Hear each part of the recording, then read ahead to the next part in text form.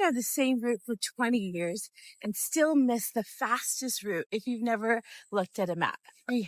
10 things I've learned in the last 10 years in business. This is Dakuna. I help leaders build unforgettable customer and employee experiences so they can drive loyalty, retention, and revenue. I'm going to save this video and let's dive in. Every customer starts somewhere back there, and along the way they have to make some turns. And this got me thinking the other day because my parents just moved to a new house and my mom was telling me how to get there. And I said, just give me the address, I'll GPS it. She's like, no, follow this road, it's the easiest, it's the fastest. And it wasn't the fastest. It might have been the one she knows the best because it took the highway and it was simple for her. But when I went back home and I decided to take it my own way, GPS brought me on a road I never knew, and it literally cut the time in half.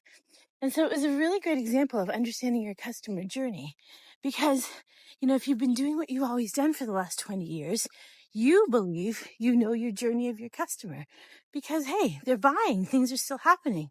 But if you don't look at the map, if you don't look at the customer journey and the experience they're having along the way, you're going to do the same thing and you're going to miss those opportunities to create moments of magic, moments of retention and loyalty, and the opportunity to create referrals and customers for life. Customer journey mapping is like a GPS for your business.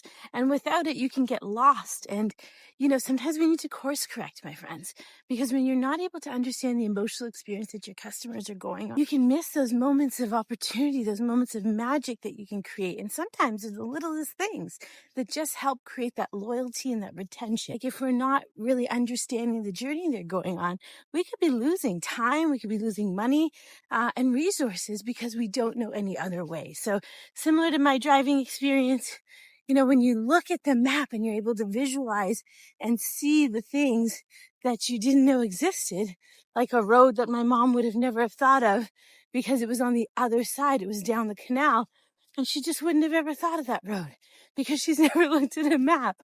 And so when you don't look at the map, you really have no understanding of where you are, where your customer is, and your customer's expectations. So, hey, as we go into this next season of business, I want you to really understand what customer loyalty looks like.